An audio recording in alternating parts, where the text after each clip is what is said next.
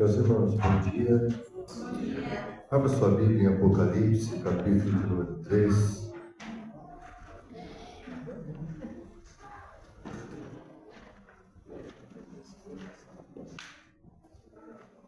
Apocalipse, capítulo 3, nós vamos ler os 6 primeiros versículos.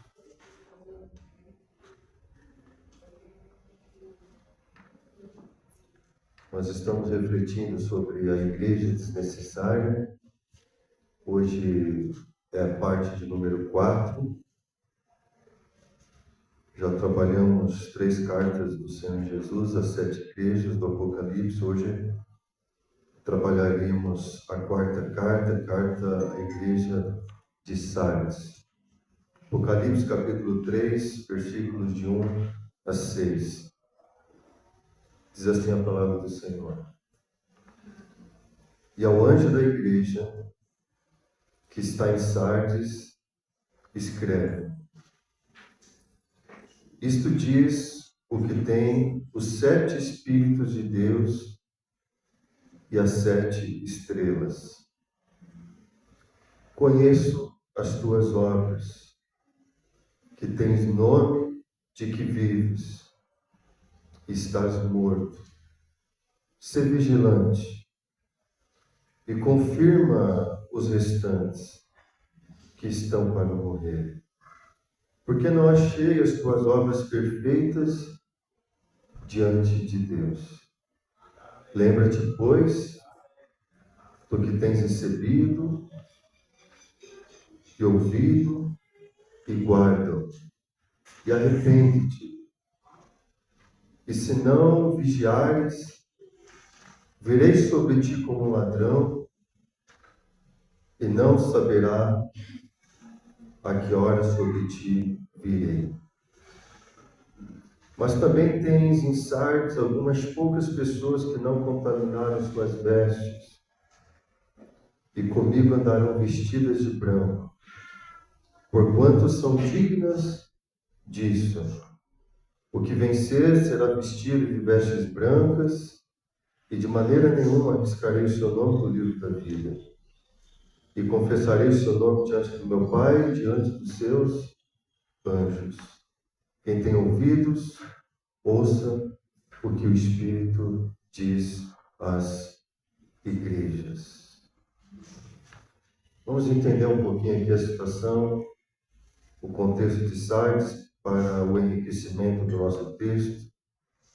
Sardes era considerada uma das 7 cidades mais gloriosas da Ásia Menor. Era uma das cidades mais antigas. Ela foi fundada cerca de 1200 a.C. Ela se tornou capital do rico e do poderoso reino da Lídia. E é interessante, depois vocês podem, se vocês tiverem interesse, procurar na internet. Ela era uma acrópole que estava localizada parcialmente no cume de uma colina e que tinha precipícios de cerca de 460 metros em 3 lados dela, e com um declive muito íngreme próximo ao sul, que conectava a cidade a um lindo monte. Então essas características da cidade fizeram com que ela fosse uma fortaleza militar praticamente irresistível ou imbatível no seu tempo. Sardes tinha também um próspero comércio. Havia a presença de ouro ali naquela cidade, e a riqueza então daquele povo aumenta significativamente por causa ali da presença do ouro. Ela foi a primeira cidade a cunhar moedas de ouro e de prata, só para você ter uma noção da importância dessa cidade. Tinha uma indústria de lã muito forte, muito poderosa. É interessante que Ciro da Pérsia, ele conseguiu conquistar essa cidade no ano de 546 a.C. Foi a primeira vez que alguém conseguiu invadir e conquistar essa cidade. Ele, com o Império Persa, sitiou a cidade por um período de 14 dias, E havia um ponto cego naquela cidade, onde ficava uma fenda. Por essa fenda ali, as pessoas que invadiram, escalaram ali aquele paredão, porque nesse ponto cego, os soldados, eles não conseguiram.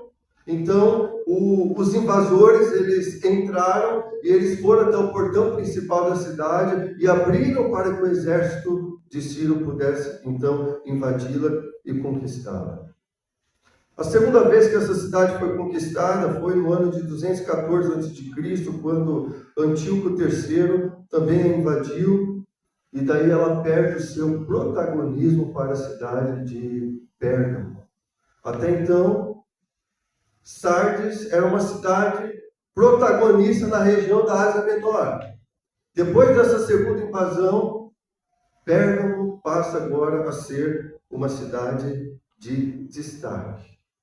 Mas Sardes continuou próspera, ela continuou rica, mas ela não tinha mais aquele poder e aquela influência que tinha como outrora. No ano 17 depois de Cristo, Sardes foi terrivelmente destruída por um terremoto. Ela foi reconstruída com a ajuda do imperador Augusto. Então, como forma de gratidão ao imperador, seus moradores criaram uma moeda com a imagem dele, com a seguinte inscrição: Sardes Cesariana. No ano de 26 depois de Cristo, eles apelaram para Roma para que eles pudessem ter um templo construído e dedicado ao imperador César. Eles concorreram com outra cidade, com Esmirna, e Roma escolheu ali Esmirna para que pudesse construir esse templo dedicado a César. A principal deusa ali, a padroeira da cidade, era Artemis, também conhecida como Cibele. Então, a religiosidade daquela cidade estava centrada basicamente na adoração a Cibele, padroeira ali daquela cidade. Tinha um templo muito bonito ali, que estava ainda terminando de ser construído, mas ele concorria ali com Éfeso, que também tinha um templo muito bonito. E como que era a vida religiosa da cidade? Girava em torno do tema da morte, da imortalidade. A adoração estava centrada aqui na natureza, que incluía um ciclo de fertilidade e na vida além da morte. Havia ali a cerca de 3 quilômetros daquela cidade uma fonte sagrada de águas quentes, é assim que eles entendiam, e estava associada ao Deus no mundo inferior e a questões ali semelhantes. Então esse tipo de religiosidade e de adoração estava muito presente ali naquela cidade. Havia uma comunidade judaica ali muito forte. Para vocês terem uma noção, no século V e século IV, Antíoco III, ele trouxe numa única leva 2.000 judeus que foram transportados ali para a cidade de Sardes. Muitos judeus que ali residiam há bastante tempo, inclusive, eles tinham cidadania romana. A arqueologia descobriu depois de muito tempo que uma das sinagogas maiores dos templos antigos estava ali situada justamente na cidade de Sardes. Eu quero finalizar essa parte introdutória para te dizer que essa sinagoga, ela foi localizada num complexo em que estava um grande ginásio ali naquela cidade. Por que eu estou dizendo isso? Por que é importante? Isso nos dá um indicativo que havia uma relação íntima entre a vida judaica e a vida helenista. O fato dessa sinagoga que foi descoberta pela arqueologia estar inserida dentro desse complexo, desse ginásio helenista, indica que ali a vida do povo judeu estava misturada com a vida do povo helenista. Ou seja, para você entender, em outras palavras, a cultura pagã estava influenciando a cultura judeu e também parte da igreja. Esse entendimento é importante para que você compreenda as dificuldades e as complexidades que a igreja aqui está enfrentando. Ou seja, irmãos, a comunidade judaica estava acomodada ao estilo de vida pagão. Isso trouxe transtornos e prejuízos à igreja, e é o que nós vamos ver aqui. A carta, feita essa introdução, vamos aqui ao desenvolvimento do texto, que é importante para que você entenda o que está acontecendo em Sardes. O diagnóstico de Cristo é: você tem fama de estar vivo, mas está morto. Imagina, querido, você que vem à igreja regularmente, você que adora o Senhor, você que ora, você que comunga, você que faz muitas coisas em nome de Deus, em nome de Cristo. De repente, você é surpreendido por Cristo Jesus e diz: olha, você pensa que está vivo espiritualmente, mas na verdade você está morto. Imagine como que seria a nossa reação, o nosso choque diante de um diagnóstico desse de Jesus. Mas é justamente isso que ele está fazendo aqui com a igreja em Sardes. Vamos tentar entender isso aqui. Imagine uma igreja que tem um belo espaço físico, uma igreja que tem uma estrutura linda para acomodar as pessoas. Somado a isso, as pessoas, elas vestem bem, elas têm uma vida financeira saudável, as pessoas são bem-sucedidas na sua carreira secular. Sardes era um centro industrial de produtos de lã e de tintularia. Perdão, eu vou repetir. Sardes era um centro industrial importante de lã e de tinturaria. Então as pessoas eram fashion. As pessoas se vestiam bem. As pessoas eram bonitas. As pessoas tinham uma linda aparência. George Latt, no seu comentário sobre o Apocalipse, ele diz que o povo da cidade era conhecida por sua maneira de viver luxuosa e dissoluta. Então era uma igreja que impressionava, porque tinha uma bela estrutura e era composta de pessoas que viviam bem e que se vestiam bem, que tinham, de certa maneira, uma vida luxuosa. O que muitos de nós pensaríamos de uma igreja assim? É uma igreja certamente próspera. Certamente é uma igreja abençoada por Deus. Mas não foi esse o diagnóstico de Jesus. Talvez muitos pensariam: essa igreja certamente é de sucesso. Mas a gente aprende aqui que essa igreja tinha uma ótima aparência, mas a sua essência estava maculada, porque ela não estava conseguindo viver para agradar a Deus. A igreja tinha uma boa fama, mas era superficial. Alguém disse certa vez que para a aparência existe transformação, mas para o caráter não. Isso não é verdade. A aparência você pode mascarar, mas o caráter você não pode mascarar. A aparência é externa. O caráter é interno. E o nosso caráter, ele só pode ser mudado, só pode ser transformado por Deus. Toda transformação externa, ela é limitada, muitas vezes aparente. Mas a transformação interna, aquela que vem de Deus e do Espírito Santo de Deus, ela é permanente. E uma comunidade viva, mas estava com cheiro de morte. Imagine, irmãos, vários mecanismos ali da igreja estavam funcionando. Era uma comunidade ativa, tinha os seus programas, as suas atividades, as suas reuniões regulares, mas Jesus diz: olha, vocês estão com cheiro de morte. Isso nos ensina que Jesus, ele tem um diagnóstico perfeito da sua igreja. Ele diz no versículo 1: conheço as tuas obras. O apóstolo Paulo diz aos Gálatas, capítulo 2, versículo 6, quanto aos que pareciam influentes, o que eram então não faz diferença para mim. Deus não julga pela aparência. Tais homens influentes não me acrescentaram nada. Tinha um povinho lá que estava causando transtorno ao ministério do apóstolo Paulo. Isso aqui que ele chama de influentes. Pessoas que tinha algum cargo de importância no contexto da igreja.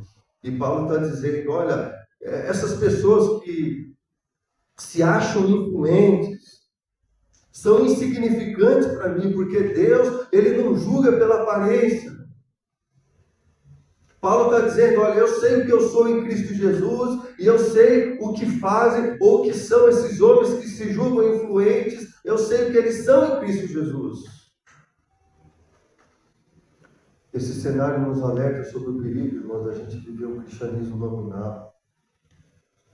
Muita gente está envolvida em muitas atividades religiosas, gente que fala bonito, gente que ora bem, gente que veste bem, gente que é bem sucedida na vida secular, mas o coração está longe de Deus, não há intimidade, não há prazer em Deus, não há prazer na lei de Deus, não há domínio do Espírito Santo sobre ele. Quem está mais preocupado com a aparência é porque quer chamar a atenção para algo que deseja esconder. É utilizar de um subterfúgio para mascarar muitas vezes uma triste realidade. Qual é o problema? O problema é que essa máscara tem um tempo limitado. O problema é que vai ficar claro, em algum momento, que era aparência, que era máscara.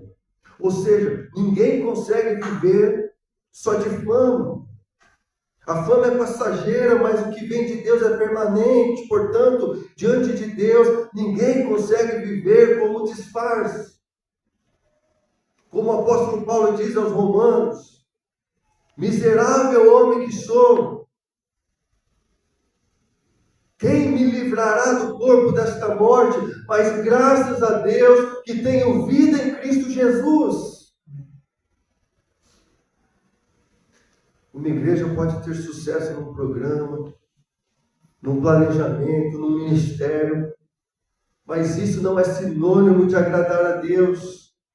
Podemos fazer muitas coisas boas na igreja em nome de Deus, mas com a motivação errada, com a ausência do amor, sem o propósito de glorificar a Deus. Portanto, nem tudo aquilo que é sucesso na igreja significa aprovação de Deus. E um dos nossos grandes desafios é entender que a gente não pode ser uma comunidade cheia de pessoas vazias. Nós não trabalhamos para inflar a igreja. Nós não trabalhamos para lotar a igreja simplesmente por lotar. Mas o nosso trabalho como filhos e como servos de Deus é trabalhar para que a igreja seja composta por pessoas cheias do Espírito Santo de Deus. A aparência do homem, a fama é do homem. O desejo, muitas vezes, por poder, por aplausos, por reconhecimento é do homem.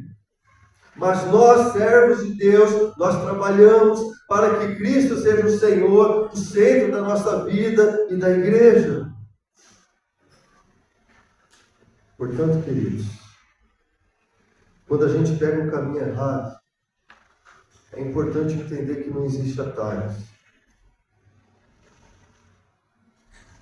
Eu errei, agora eu vou encontrar um atalho para dar um jeitinho no erro que eu cometi. Não é assim que funciona com Deus.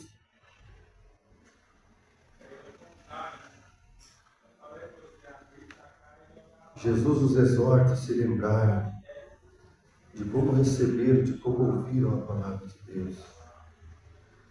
O texto diz sobre os 7 Espíritos de Deus. O que são esses 7 Espíritos de Deus no versículo 1? É uma alusão à plenitude do Espírito Santo de Deus. Jesus, quando faz o diagnóstico, ele está dizendo, olha, vocês têm a aparência de estarem vivos, mas estão mortos. E o único que pode trazer vida novamente a vocês é o Espírito Santo de Deus.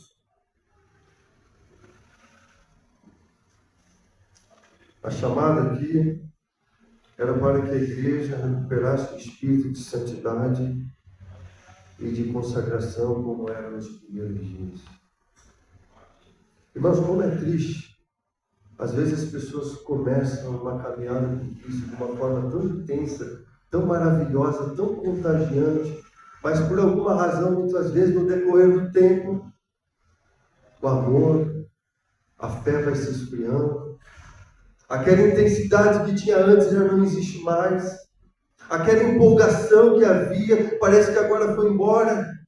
As coisas do Senhor que muitas vezes eram irresistíveis, agora nós as tratamos muitas vezes como algo normal, comum, rotineiro. O texto aqui vai dizer também que Cristo é aquele que tem as 7 estrelas. 7 estrelas refere-se ao cuidado, à preocupação que o Senhor tem com a sua igreja. Mesmo que a sua igreja esteja morta espiritualmente, Jesus não desiste dela.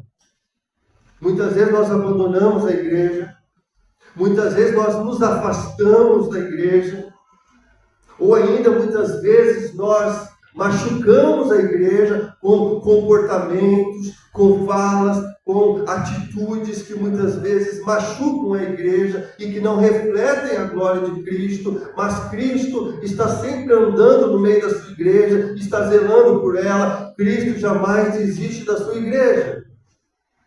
É maravilhoso quando a gente entende isso.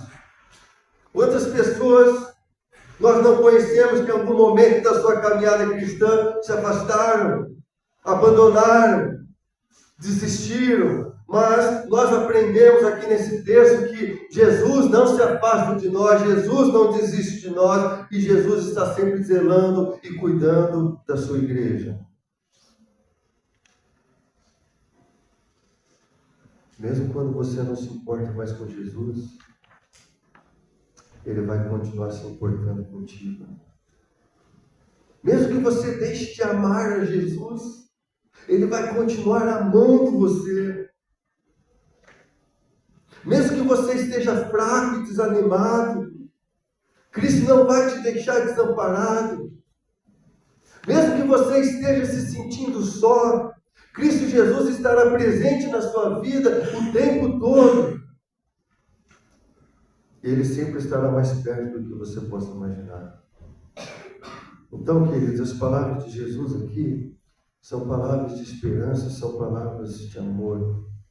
O texto diz no versículo de número 2, esteja atento, fortaleça o que resta e que estava para morrer. Lembra que Sardes era uma fortaleza militar? Lembra que no início que eu disse que era uma cidade praticamente intransponível? Perdeu praticamente somente 2 batalhas, ou teve praticamente somente 2 invasões. Por que isso aconteceu? Porque em algum momento, os vigilantes daquela cidade vacilaram.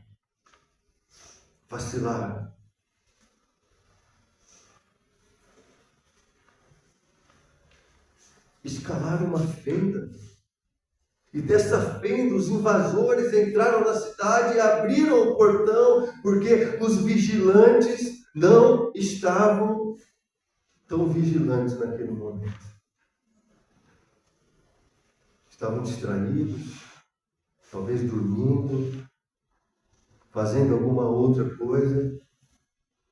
É certo que os invasores entraram e abriram o portão principal para que o exército inimigo pudesse conquistá-la. Faltou vigilância. A cidade agora estava rendida diante do exército inimigo. E quando isso acontece, o Senhor Jesus aqui nos ensina que não é o fim. Irmãos, quando a letargia espiritual toma conta da vida de algumas pessoas, Jesus está dizendo, ainda não é o fim. Quando algumas pessoas estão mortas espiritualmente, segundo o diagnóstico de Cristo Jesus, Ele traz essa palavra de amor e de esperança. Ele diz, olha, esteja alerta, esteja atento, porque eu ainda quero ajudá-lo. Eu não quero que você fique rendido diante da sua letargia espiritual. Jesus olha para aquele grupo pequeno que permaneceu fiel, e ele diz, em outras palavras, olha, o avivamento pode começar com você. É importante que você compreenda isso daqui, irmãos. Demais. A igreja de Jesus precisa criar uma estrutura de cuidado. O alerta do Senhor Jesus aqui é para os remanescentes, para aqueles que permaneceram fiéis. Jesus está dizendo, olha, vocês precisam continuar firmes, vigilantes, para que a restauração desse povo que caiu comece a partir da vida de vocês.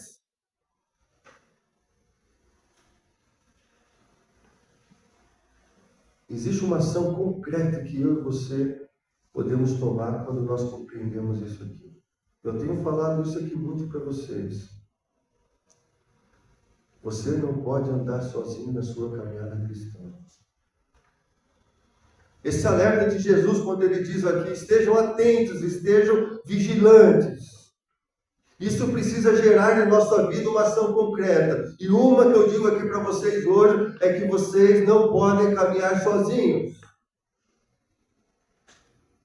Quem está de pé, cuidado para que não seja o próximo a cair.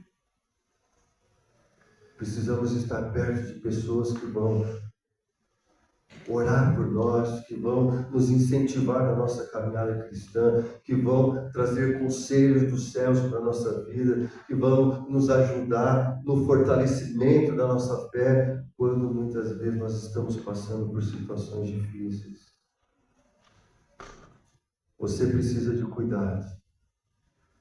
Você precisa da igreja. E nós, como igreja, precisamos de Cristo Jesus, aquele que é o Senhor da igreja. Então, amados, andar sozinho ou acompanhado é uma decisão sua. Mas essa palavra de Deus nos ensina que nós não podemos andar sozinhos. Porque aquele que está só, quando ele estiver passando por momentos difíceis,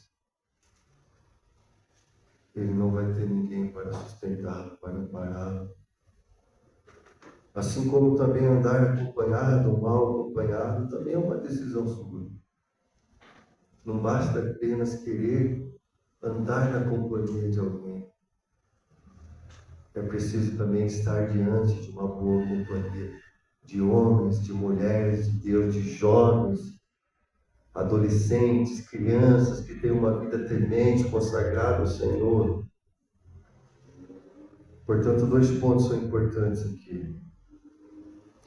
É claro que a igreja deve ajudar aquele que está fraco. Quando eu falo a igreja, aqui eu estou dizendo os fortes ou os remanescentes. Por exemplo, a palavra de Deus diz em 1 Tessalonicenses 5,14, irmãos, também vos exortamos aqui, admoesteis os sonolentos, consoleis os desanimados, ampareis os fracos e sejais pacientes para com todos. Então, isso aqui é bíblico, não há dúvida. A igreja entende aqui como igreja aqueles que estão fortes, segundo o diagnóstico de Jesus, precisa consolar e amparar aqueles que estão fracos. Isso é ponto pacífico. Mas eu quero destacar aqui um segundo ponto importante. É quando a igreja ela foca naqueles que estão fracos e deixa de cuidar daqueles que estão bem. Esse é um grande perigo e uma grande ameaça à saúde da igreja. Por exemplo, quem tem pessoas que passam por um longo período de enfermidade na família sabem disso. Os chamados cuidadores. Você não tem que cuidar somente daquele que está enfermo, mas precisamos cuidar também dos cuidadores para que ele não fique doente. Isso é fundamental. Eu trabalhei muito, acompanhei muitas famílias que, em casos de idosos, acamados, outras situações semelhantes, que exigiam ali a presença de um cuidador ou de uma cuidadora durante 24 horas. E eu já acompanhei casos que isso durou 5, 6, 7 anos.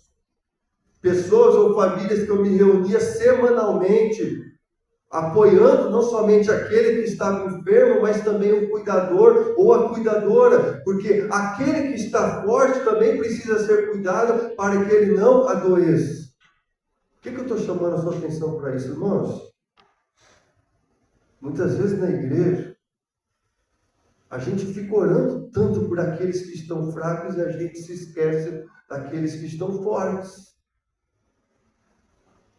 E aqueles que vão sustentar a igreja no tempo difícil, no tempo de dificuldade, são aqueles chamados aqui por Jesus de fortes. Os remanescentes. Jesus está dizendo, olha, o avivamento vai começar a partir da vida de vocês. Cuidado, estejam atentos e vigilantes para que vocês também não caiam.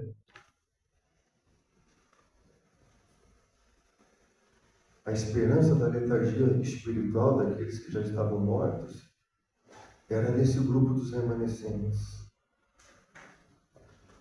Então fica aqui essa palavra importante para vocês. Orem, ajudem, acompanhem aqueles que estão fracos. Mas a gente precisa entender que a gente precisa principalmente cuidar também daqueles que estão bem, para que eles possam carregar a todos com a graça e a misericórdia do Senhor. A palavra-chave aqui é como, para a gente entender esse diagnóstico de Jesus.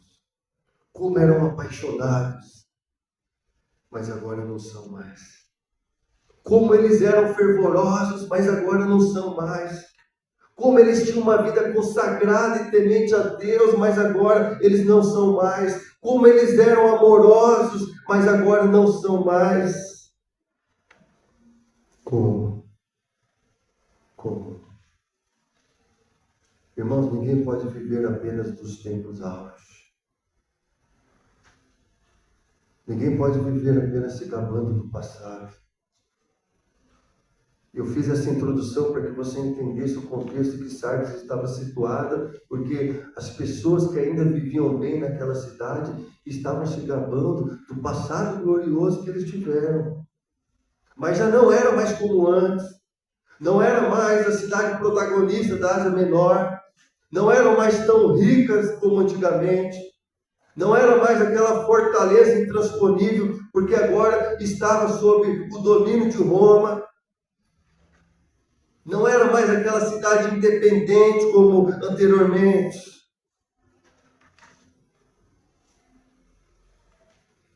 Uma igreja que perdeu a capacidade de influenciar o presente foi descaracterizada como igreja. Perdeu a razão ou sentido de ser igreja. Nós somos chamados a honrar a Cristo e dar a glória devida ao nome do Senhor. E fazemos isso permitindo que Ele reine em nós. Deus deseja que nós sejamos possuídos pelo Espírito Santo. Não basta apenas ter o Espírito Santo, mas Ele precisa dominar sobre as nossas vidas. Amados, as consequências da morte espiritual são terríveis. Por exemplo, Mateus 21, 43 diz: portanto, eu lhes digo que o reino de Deus será tirado de vocês e será dado ao povo que dê os frutos do reino.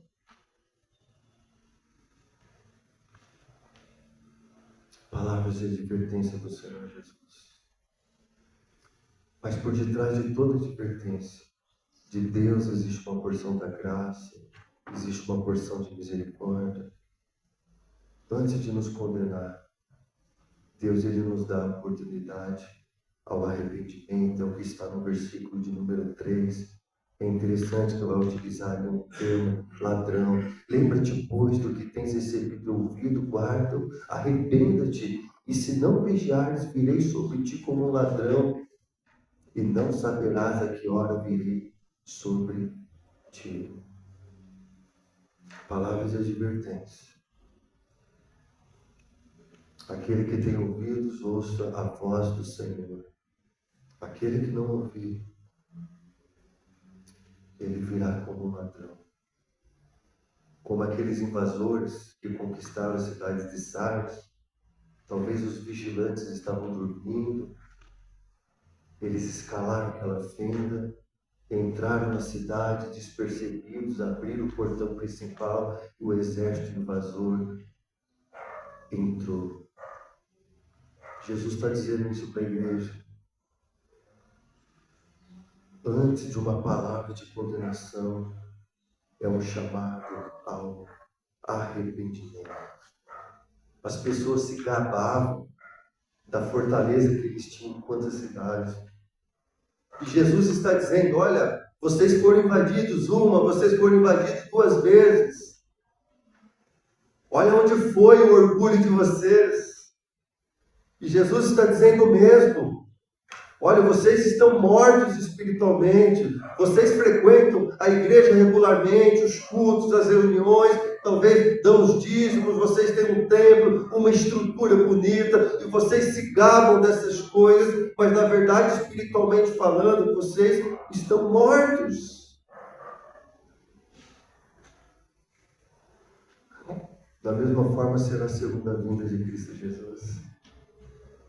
Virá como um ladrão.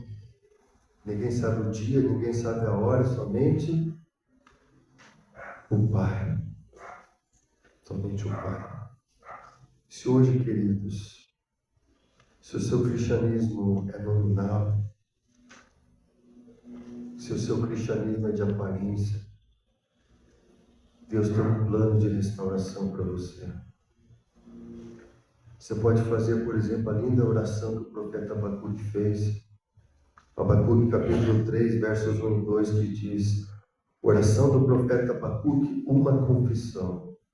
Senhor, ouvi falar da tua fama, temo diante dos teus atos, Senhor.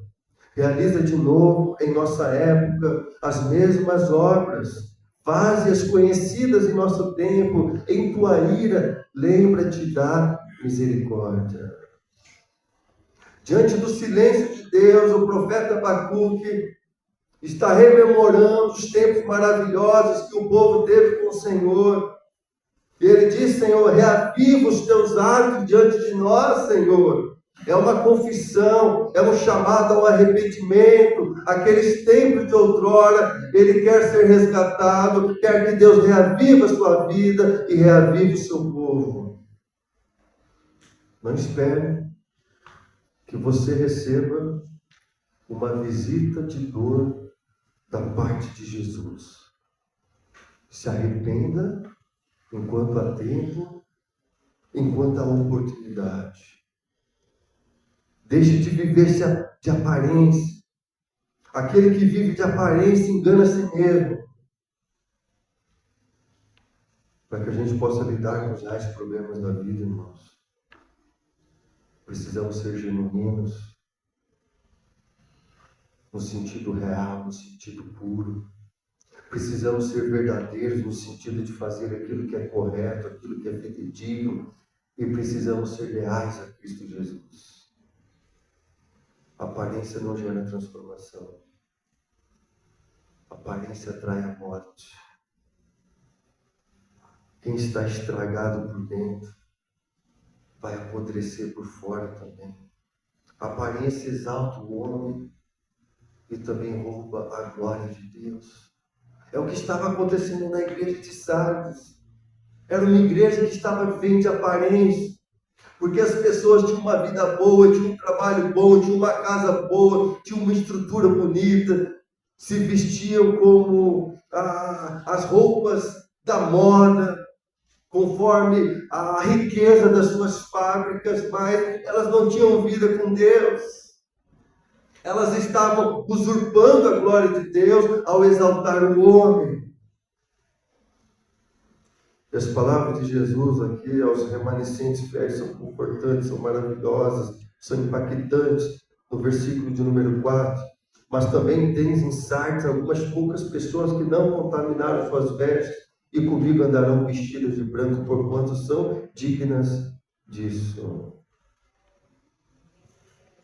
Aqueles que têm as vestes brancas e limpas, irmãos, eles têm o poder e a autoridade para transformar. Eles têm o poder e a autoridade para ser instrumentos de Deus para reavivar uma igreja ou um povo que está na letargia espiritual. E muitas vezes essas serão as pessoas que não estarão no centro das atenções. Isso é importante, irmãos.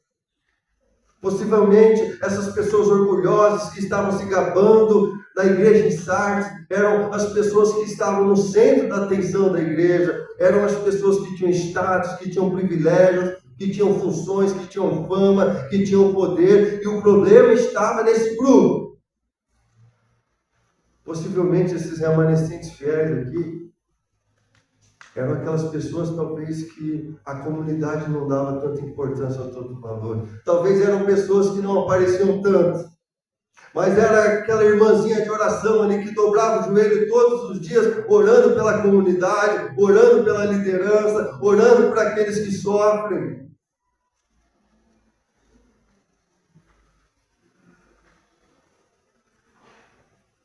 O avivamento espiritual, muitas vezes, ele vem por meio de pessoas que estão na periferia do contexto da igreja, mas que são homens leais a Deus, a sua palavra, tementes ao Senhor.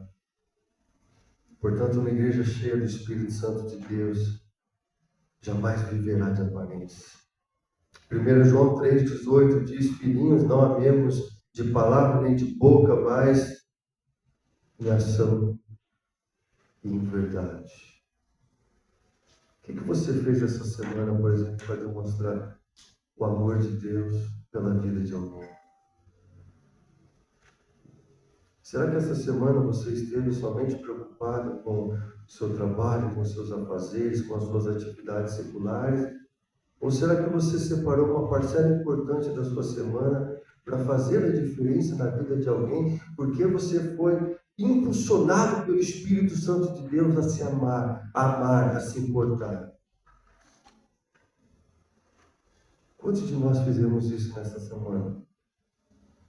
Esse dia na escola bíblica dominical foi conversado sobre isso. O irmão Genilson me falou: olha, a gente precisa não amar somente em palavras, mas de fato, de verdade. Se existe alguém que está passando por uma situação assim, precisamos agir para socorrê-lo.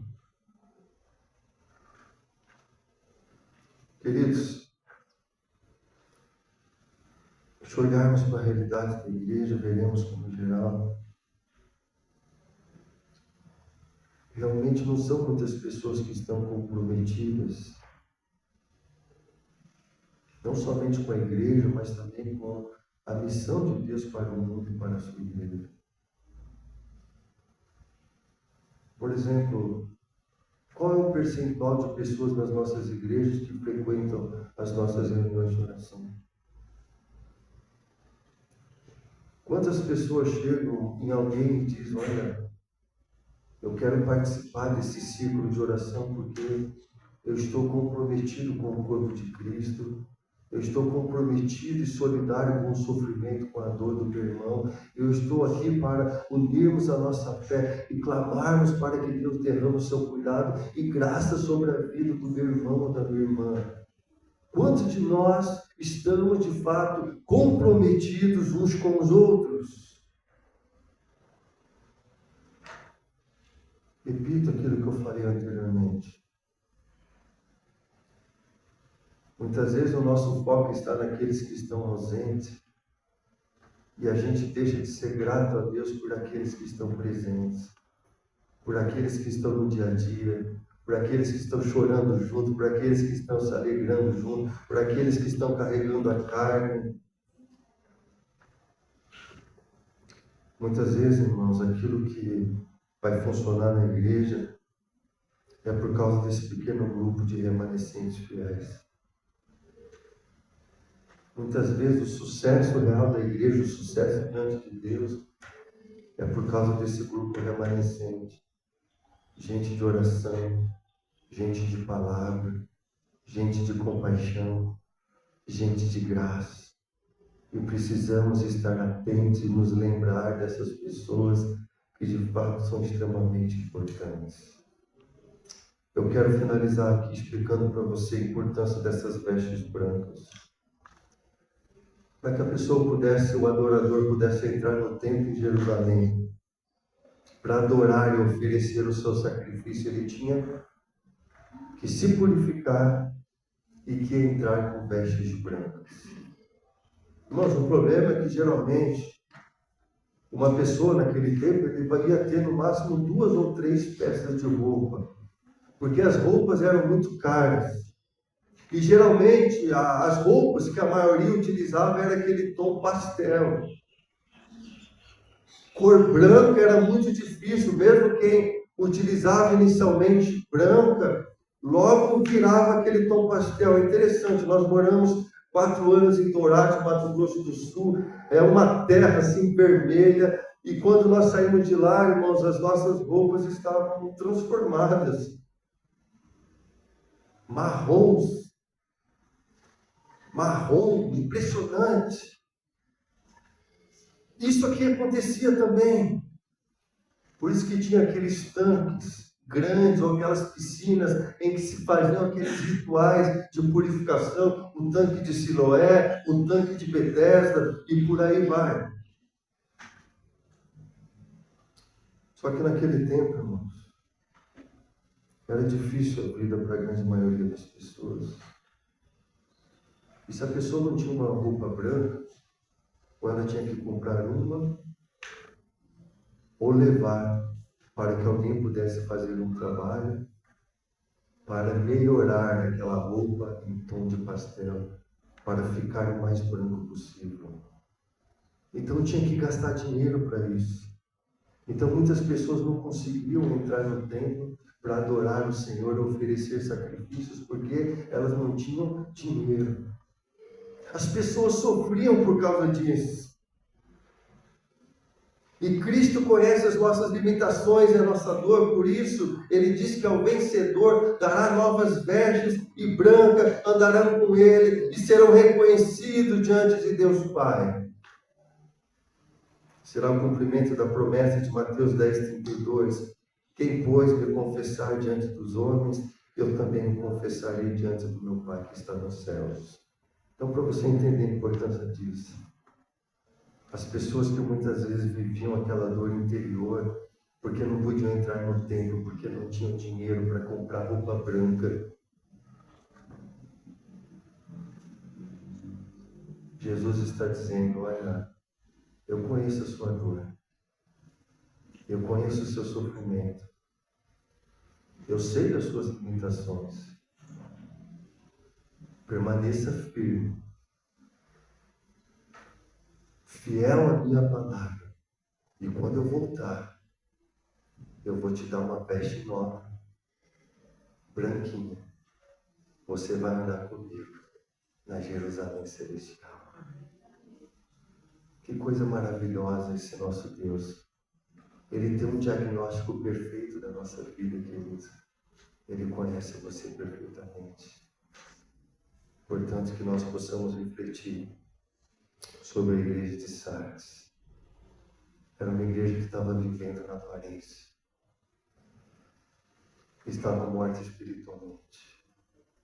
E foi chamada ao arrependimento, enquanto ainda Cristo estava dando tempo e oportunidade. Curva sua cabeça em nome de Jesus. Deus está dizendo para você nesta manhã,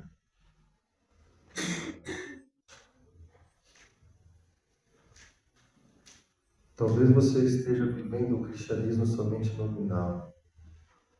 Tem vindo às igrejas, às reuniões, talvez seja dizimista, de vez em quando você coopera com alguma coisa ou ajuda alguém. mas talvez você não esteja com vida e com intimidade com Deus. Talvez você tenha perdido o prazer em orar.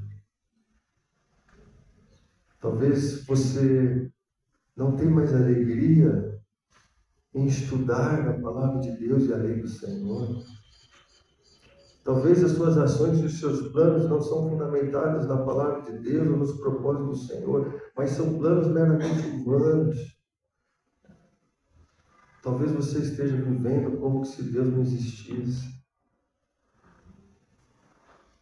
Talvez você esteja se gabando porque você tem um tênis bonito de marca, uma roupa bonita, uma casa legal para viver, um trabalho bom, algum dinheirinho lá na conta bancária. E daí talvez, somado a tudo isso, você vai à igreja e talvez você esteja pensando, puxa, eu estou bem demais com a vida e com Deus. E talvez Cristo esteja dizendo, olha, você está morto espiritualmente. Se arrependa enquanto há tempo e oportunidade. Pai, se existe alguém aqui nesta noite, nesta manhã, Pai, que está entendendo isso, que o Teu Espírito Santo possa promover a transformação verdadeira que todos necessitamos, ó Pai. Tem misericórdia, Senhor. Nós não queremos transformação de aparência. Nós queremos o nosso interior moldado e transformado pelo poder do Teu Espírito Santo, Senhor. Nos ajude para que não sejamos uma igreja desnecessária como estava sendo boa parte da igreja de Sardes. Mas havia uma parcela que permaneceu fiel, Senhor. E a essa parcela, Senhor, o Senhor convida para que eles estejam atentos, primeiro para não cair, mas para que o avivamento possa acontecer também a partir daquele grupo, Senhor. Abençoe aqueles que estão fortes. Fortalece-os cada vez mais, para que eles possam continuar, Deus, sendo instrumentos preciosos do Senhor e amparando aqueles que estão fracos. Em nome do seu Filho amado Jesus. Amém, amém e amém.